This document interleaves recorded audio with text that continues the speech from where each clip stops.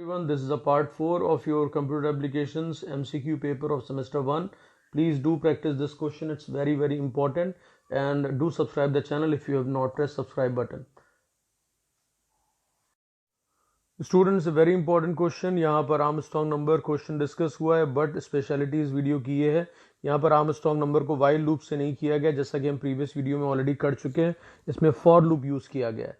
तो यहाँ पर देखिए क्वेश्चन है हमारा, an Armstrong number is an integer that the sum of the cube of it digit is equal to the number itself, that is 153.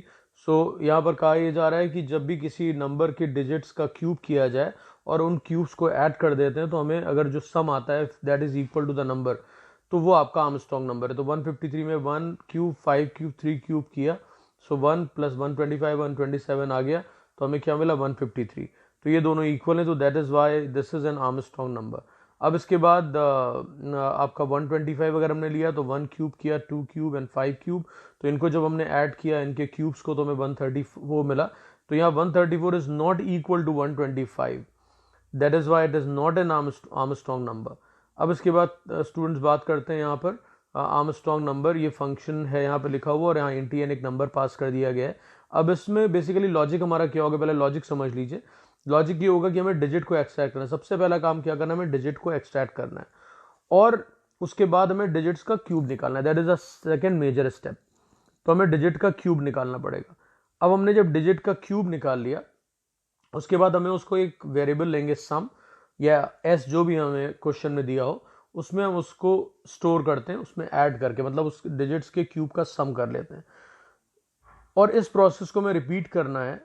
और जब रिपीटिशन आ जाता है तो यानी कि हमें लूप यूज करना है. वो क्या है, it can be any loop for while do while which ever you want, और जो भी क्वेश्चन में दिया आपको उसको फॉलो करना पड़ेगा.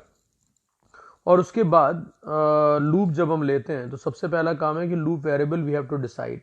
तो इसमें हम एक वेरिएबल लेंगे जिसमें हम नंबर को अपने कॉपी कर लेंगे ताकि हमारा नंबर सेव रहे और सारा ऑपरेशन उस लूप वेरिएबल पे होगा which is the copy of the number. तो नंबर हमारा ऑलरेडी सेव है और बाद में हम कंपेयर कर लेते हैं कि इफ द जो हमारा सेव नंबर था या जो नंबर सेंड किया गया है वो if that is equal to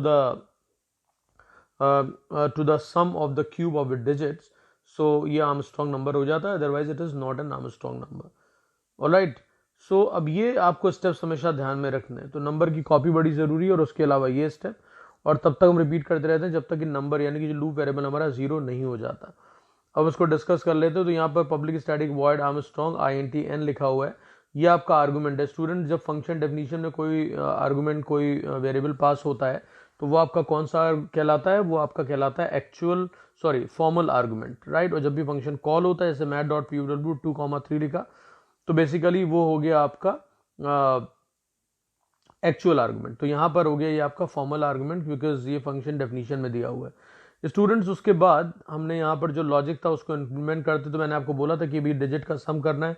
तो यहाँ देखिए INT लिया हुआ है, ऐसे एक वेरिएबल लिया है, उसको इनिशियल वैल्यू 0 दी है डेफिनेटली, बिकॉज जब भी आप डिजिट्स का सम करोगे तो सम की वैल्यू 0 रहती है. अगर हम प्रोडक्ट परफॉर्म करेंगे तो इनिशियल वैल्यू जहाँ भी प्रोडक्ट स्टोर हो रहा है उसको आप जिसमें मल्टीप्लाई करते हैं उसको इनिशियल वैल्यू आपकी 1 होनी चाहिए. ऑल राइट, जिसमें आप वैल्यू स्टोर करोगे. अब यहाँ पर आई देखिए लूप, उसके बाद डी लिखा हुआ है. डी क्या चीज है, D will store the extracted digit. अब उसके बाद आते हैं लूप पे. तो लूप में इनिशियलाइजेशन एक्सप्रेशन में क्या लिखा हुआ, आई इक्वल टू एन.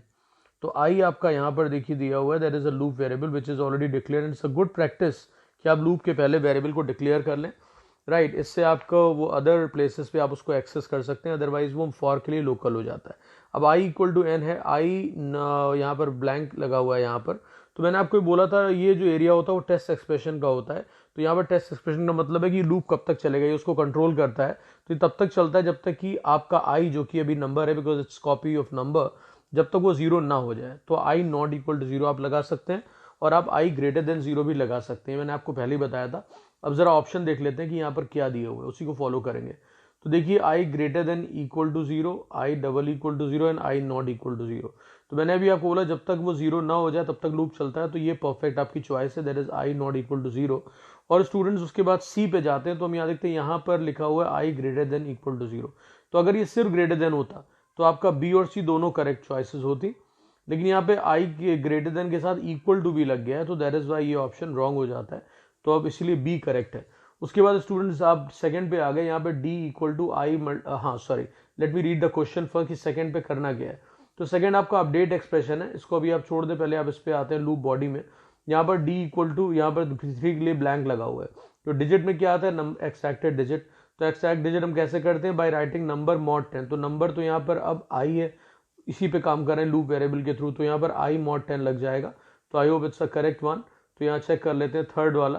थर्ड में क्या दिया हुआ है, आई डिवाइडेड बाई 10 रॉन्ग है, प्लस प्लस 10 रॉन्ग है, जब एक्सट्रैक्ट करना हो तो मॉड लगता है, तो I mod 10 this is the correct one, so C is the correct answer.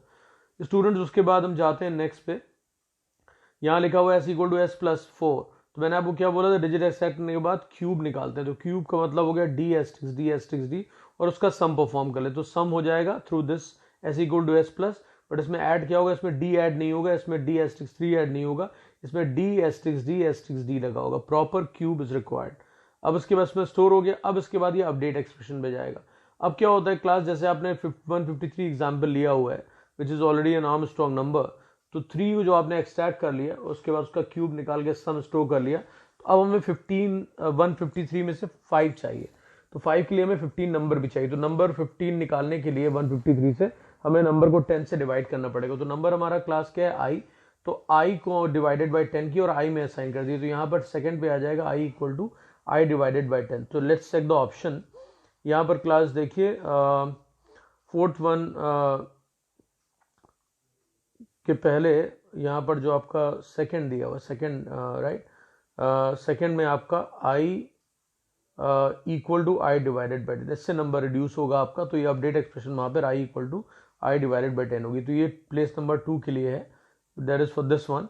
और यहाँ पर देखिए आया है इफ 5 आर्मस्ट्रांग नंबर, तो यहाँ पर अब क्या फिलअप करेंगे, कब आर्मस्ट्रांग नंबर कोई नंबर होता है, जब number is equal to the sum of the cube of the digit. तो सम कहाँ स्टोर है, एस में, और नंबर कहाँ स्टोर है, एन में, तो यहाँ लिखेंगे N double equal to S.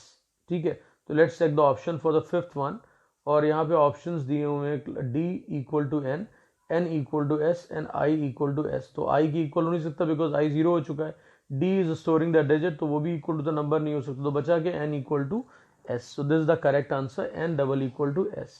Okay, now अब हम देखते हैं इस पार्ट को, that if this is there then Armstrong number. Okay, if मैंने क्या बोला, N double equal to S. अब हम बात करते हैं इस पार्ट की, तो ये नॉट एन आर्मस्ट्रांग रखा है, तो अगर ये ट्रू नहीं है तो एल्स होगा, एल्स, तो यहाँ पर आ जाएगा क्या, 6 में एल्स। सो स्टूडेंट चेक कर लेते हैं कि ऑप्शंस क्या दिए हैं। Options are else if, else and break. So definitely I have already told you that else will be there because there are no, else if तब यूज होता है जब मल्टीपल कंडीशन हो, और जब ब्रेक किस लिए होता है, ये आपका कंट्रोल जो आपका प्रोग्राम होता है उसको ब्रेक करता है, लूप से बाहर निकालता है, तो ब्रेक भी यहाँ पॉसिबल नहीं है, टर्मिनेट्स द लूप। तो अब यहाँ पर करेक्ट क्या हो गया, एल्स। तो students, it's a very very important question and very important video. Please do practice this. It will help you in doing other questions as well. Please do subscribe the channel. If you are not subscribed, press subscribe button. Thanks everyone.